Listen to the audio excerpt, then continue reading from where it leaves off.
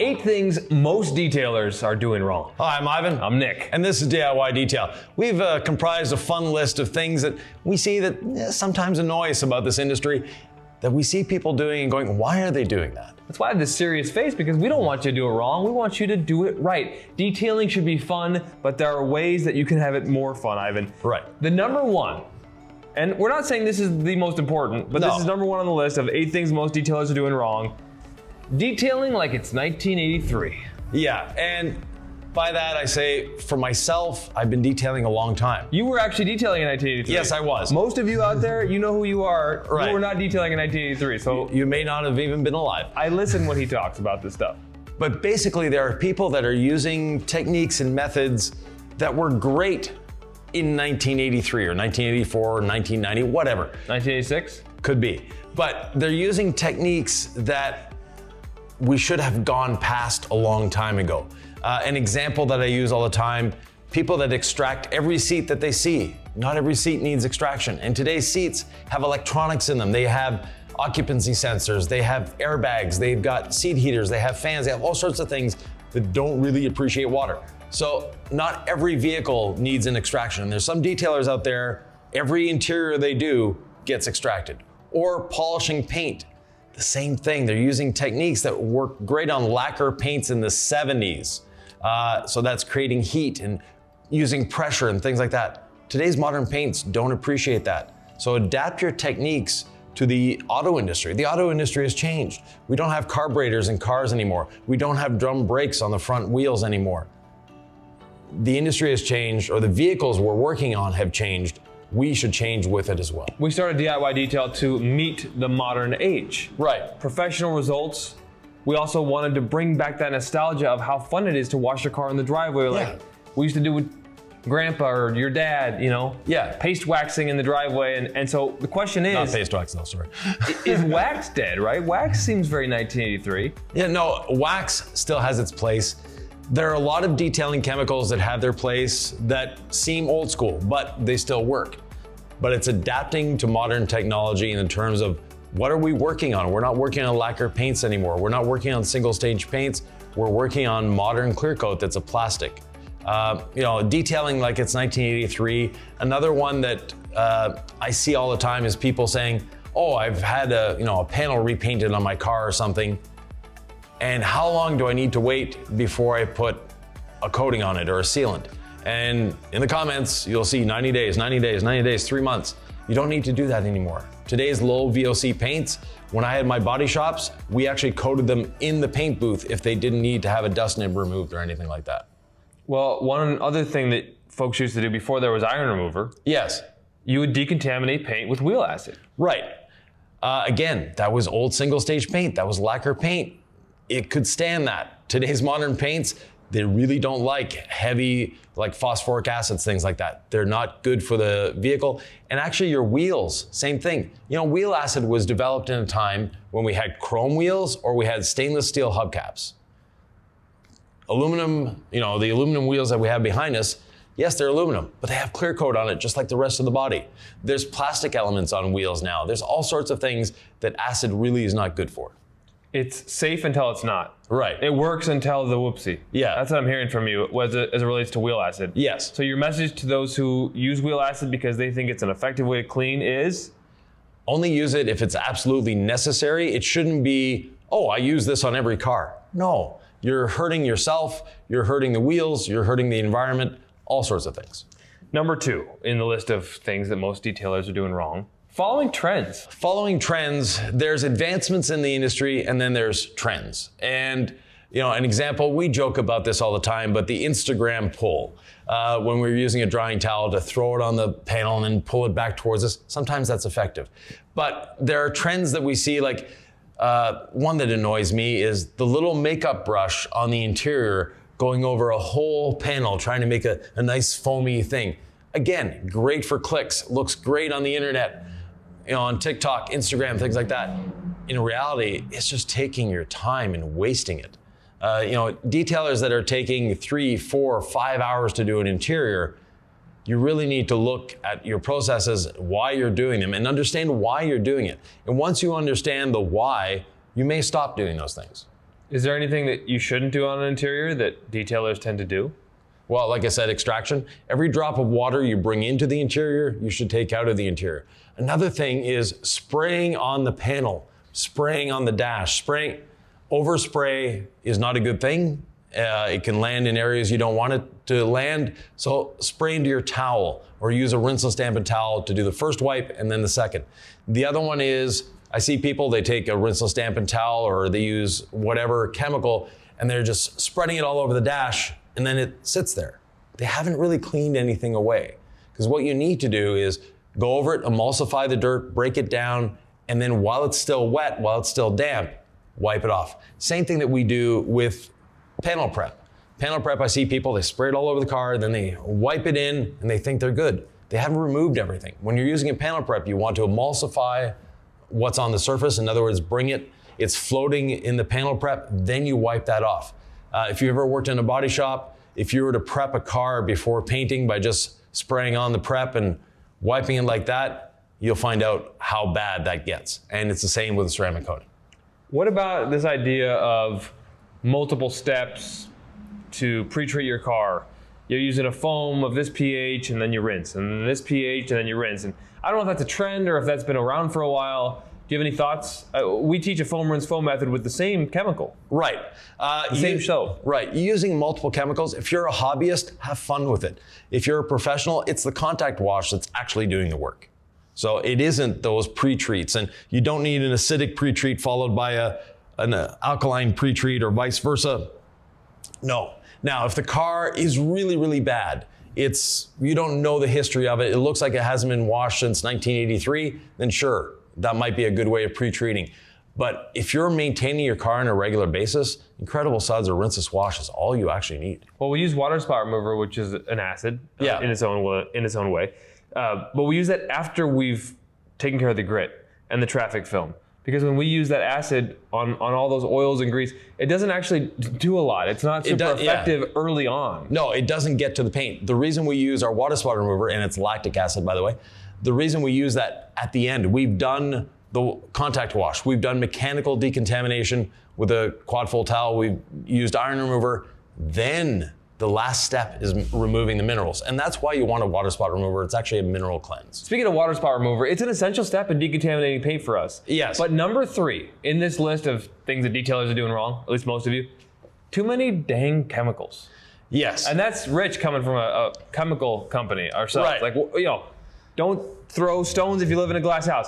We have many chemicals, Ivan. So what's the messaging here? Well, the messaging is, we've all seen a good friend of ours, Pan the Organizer. I call it the pan shelf. If you're a hobbyist and you want to have 26 soaps and 18 polishes and 25 detailing sprays, by all means, enjoy. As a professional, no. You should choose one, learn how to use it, and stick with it. Now, you may want to adapt to a new one eventually, but at the same time, once you learn a system and you stay within that system and you work that system, you get more efficient, you get more profitable, and you're providing better results for your customers. The way I look at it is, if I have an employee and I tell the employee, wash the car, they go up to the shelf to get a soap or a rinseless wash, and they're confronted with 18 different soaps and 12 different rinseless washes, they now don't know what to do. They're lost, they have no idea. But if they go up to the shelf and all they have is a bottle of rinseless wash, I guess that's what I'm washing it with. Same thing. If I tell my employee to do a wash, clay, and seal on this car, great. They only have one sealant, they only have one way to wash, and they only have one clay towel. They don't have to make a decision. And the less decisions you have to make, the more fun it is. And for employees, the easier it is, because they're your employee not because they want to decide, because they want to have decisions made for them. You know what's fun is that sometimes on my podcast, The House of Rags, Nick at Night, I do it on Sunday nights, I'll use random products from them because it's fun, right? Yeah. But when I go to a ceramic coating job, everything goes by the wayside. I get laser focused. It's DIY A to Z. It's this product, like, because having the recipe, which I know it works. Right. The other stuff, I'm just kind of trying it, and I might use more of this and more of that. But with our products, I know they work. I know they work great, and I know the order to use them, and it just makes your life so much simpler. So if you're a pro, do that. Right. We've developed a recipe. everything around DIY, the name is do it yourself, but as a professional detailer, a lot of times you're doing it yourself too. But they're all professional products. The whole system is designed around the shops that I had, and to be efficient, to be profitable, and to provide superb results. So I want to kind of touch on that. One of the other mistakes, and this is on the list, is folks aren't reading the labels, and if they are, they're ignoring them. Yes. They might think, I don't read instructions, right? You get the kit from IKEA, you probably need to read the instructions, but you get your tool in the mail, you can probably figure out how to put it together. Like, as a man, I don't need to read instructions. The mentality is, instructions are for someone else. I don't need this, right? Why are there instructions? Why should detailers actually read them and follow them, Ivan? Well, first of all, we do a lot of research and development. That research and development means that we've decided and we've researched and we've tested that this is the best way to use the product. An example, rinseless wash. We have one dilution ratio. That dilution ratio, very simple, 256 to 1, 4 milliliters to a liter, however you want to look at it. But it's the same dilution ratio if you're using it to wash the vehicle, if you're using it for the interior, as a clay lube, as a glass cleaner, as a wheel cleaner, you name it, it's 256 to 1. But people, all the time, oh, well, I use it at 64 to 1 for this, and I use it at 10 to 1 for that, and 8 to 1 for that. You're just wasting product. It's designed to work at 256 to 1. If it's good enough to wash your car at 256 to 1 and provide the lubrication for your wash media, it's good enough to provide the lubrication for your decontamination towel. If it cleans the outside of the car with traffic film on it, it's going to clean the interior at 256 to 1. Same thing. Same thing with cleaning windows. If you put more in, you're going to get streaking. And then we have people complaining that, oh, I used it and it streaked. What ratio did it? Oh, well, I saw someone else using it online at 8 to 1, so I used that. No, 256 to 1. Another one that we see people misusing is our adhesion promoter polish. The adhesion promoter polish, we've said this many, many, many times. 2 to 9 millimeter stroke machine, not a rotary, not a 15 millimeter, 2 to 9 millimeters. And you're just applying it lightly to the surface. That's how it works. If you're trying to use it as a polish, so you're putting it on a 25 millimeter stroke DA, putting a lot on the pad with a wool pad. Even with the red pad. Yeah. I mean, you could say, I'm going to do Ivan's method, but I'm going to use a different machine. Right. And then maybe I'll crank up the speed a little bit, and I'll kind of turn it into a one-step polish. Yeah, no, it's not designed to do that. And actually, you're hurting the product, and your coating is not going to last as long if you do it that way. So we have instructions on our bottles, and I'm speaking for DIY here. I'm not speaking for other companies. But we do a lot of research and development, and when we put instructions on the bottle, that is how it should be used. Now, we have had mistakes in the past. We fixed those. Incredible Suds, if you remember the original bottle, the label was asking you to use way too much. I mean, 4 ounces is not going to hurt anything. No, it wasn't hurting anything. It's just a lot of fun. Yeah. But especially our type 1. Right, yeah, the type 1s. But every time we see a problem, we fix it. Sometimes it takes a while to get through distribution channels by the time it gets to you. But as soon as we see it, we fix it. That is what we do. And like I said, research and development. We want you to use less products. We stress this in every video we do. Less is more. Don't overuse the products, whether it's us, whether it's another company. It's not helping you out. It's actually making your job harder. So read the instructions, follow dilution ratios when we have dilution ratios listed. And I just thought of something. Yeah. I'm sitting at home. I'm thinking these DIY detail guys, they only clean cars. 15 to 1 for all clean. There's no way that's strong enough. I'm gonna up that dilution. I'm gonna make it stronger. It's gonna pack a punch. Your thoughts? You're wasting product. That's it. We've designed it to work at 15 to 1, and it does an amazing job of cleaning at 15 to 1. What about 10 to 1? You're wasting product. You're wasting 1/3 more product than you need. And it's not gonna damage the surface. It's just gonna damage your wallet. What if you did it 3 to 1 in direct sunlight on wheels, asking for a friend? You may cause damage at that point. It's too strong. It gets very strong, right? Yes. Like to the point where it could. So 15 to 1, we've done this on hundreds of cars on camera. Yeah. Use all clean at 15 to 1. Yeah. Ready to use in the bottle, or would you put it in the foamer? I like it in a foamer myself, but you can spray it on in a bottle too. It's gonna work great. Okay, so the next one, I don't think we got this one yet.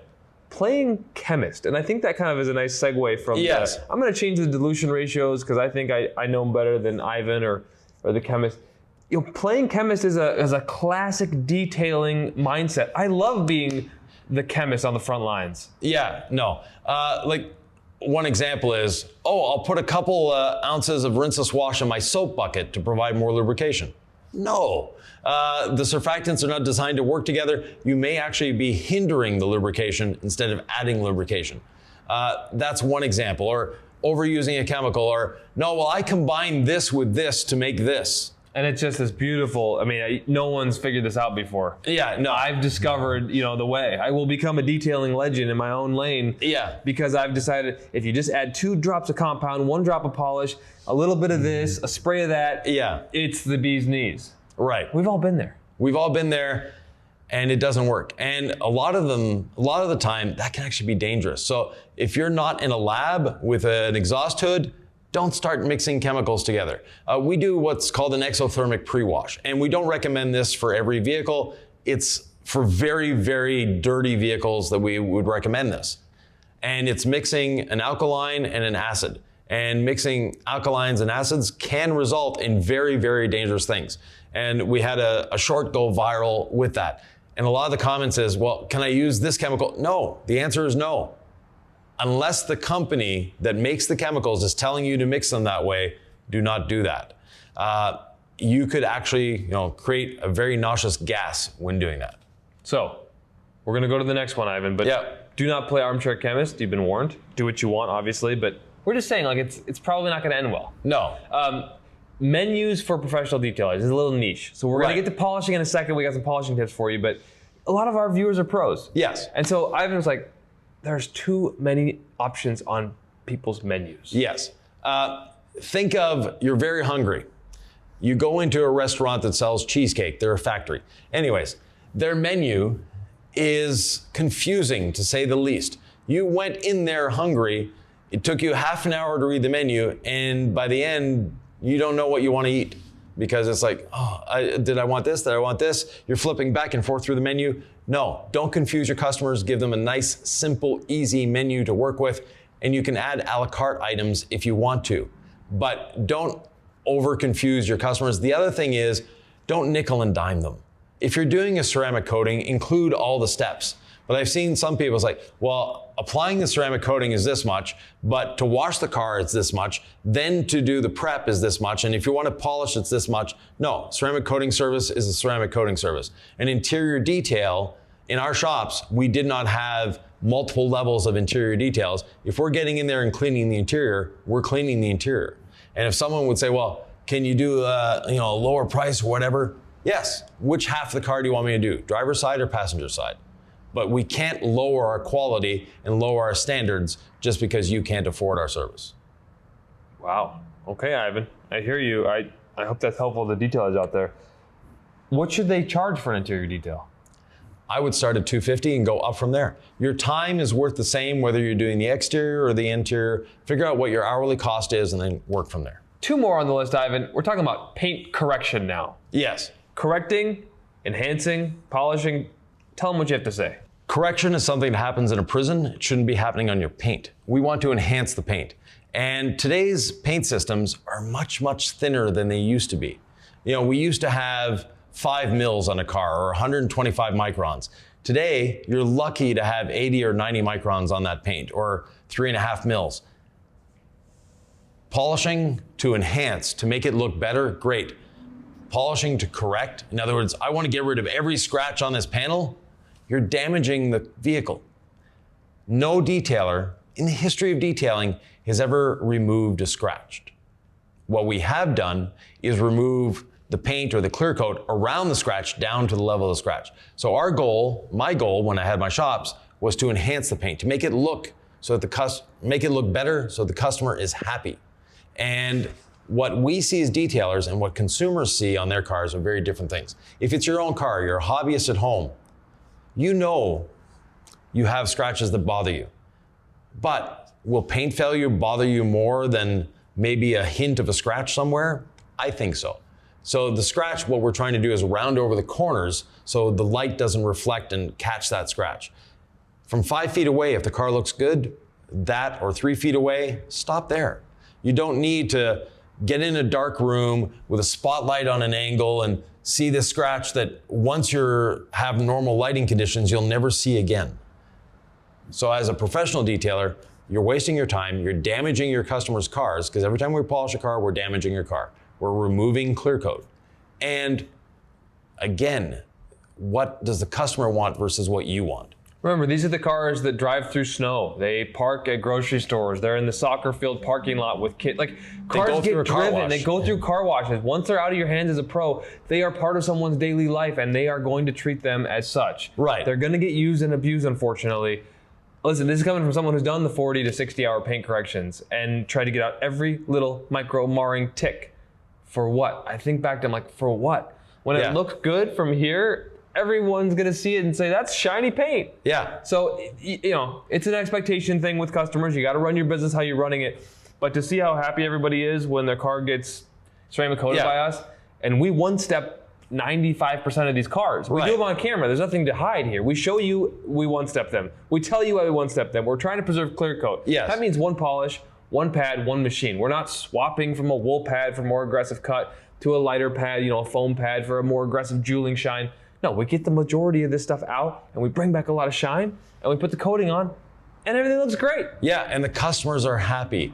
And we're not trying to impress other detailers online. And as a detailer, that's something that a lot of you do. You go on Facebook groups and you post pictures and you know what the answers are gonna be. Oh, your lighting's off, we can't really see. Things like that. No, the person you want to impress is your customer, not other detailers. And wasting time, damaging vehicles by over polishing is just not something that should be done anymore. We have one more tip and then one more bonus tip. Oh, a bonus tip. We always under promise and over deliver around driving. Pad management. Before we did this podcast, we were compiling this list and I'm like, you know, the detailer who's like, all right, we got a pad up now. We got one pad per panel. We got a 15, you know, stack of pads or whatever. We're ready to go. Got the air compressor. I'm going to blow out the pad. Like, we use one pad to polish a vehicle. I mean, imagine how much money you save just getting one pad to do a car. Actually, we use one pad to polish 10 to 15 vehicles. And the pad doesn't actually leave the machine until it goes in the garbage. So we're not removing pads from the machine. We're not swapping out pads, but we're cleaning our pad after every section. And that is something that I've been a proponent of for decades. And a lot of people are still doing the multiple pad thing. And when you start with a fresh pad, brand new clean pad on a panel, it's great. And then they add more polish to the pad. There's clear coat residue in that pad. So the little pores of the pad, if you're looking at a foam pad, those pores now are filled with polish and they're filled with clear coat residue. So you go back on the pad and you wonder why it's not cutting or it's not doing or the finish isn't perfect. That's it. What we do, what I've been teaching people to do for decades is never put clean polish on a dirty pad. Meaning that I do my section, I clean my pad, I put polish on it. I do my section, I clean my pad, I put polish on it, I do the next section. It sounds like it would take more time. In reality, it saves you a lot of time because I'm cutting much faster with a fresh, clean pad than someone that has a pad that's loaded with clear coat residue and loaded with polish residue. The other thing is you mentioned blowing out pads. That is a phenomenal, the perfect way to destroy pads. Foam is a bunch of bubbles. You take compressed air or even worse, the pressure washer to that, you're destroying those little membranes that are between the bubbles. Your pad looks the same. It doesn't have the structure anymore to cut, to do what it's supposed to do. Your pads are not going to last as long. Pads are not cheap. Pads are expensive. Yes, they're a piece of foam. There's a lot of engineering. There's a lot of work that goes into making that. The cut, the gluing, all of that. Putting the Velcro on. That takes time. That takes effort. And pads are getting expensive. I'm sorry, but that's what it is. We'll say the average pad is between $15 and $20. Well, if your pad is $15 and you're using 10 of them, that's $150 worth of pads to do a car. If you're just starting out in detailing, that's a big number, and that's a number you shouldn't have to do. One pad is all you need, just keep it clean. And you don't need to buy a fancy pad washer. We have a video that shows many different ways of cleaning your pad that cost virtually nothing. Try that, use it, and once you're used to using a clean, damp pad, your life will change. speaking of clean, a lot of detailers out there are not wearing gloves.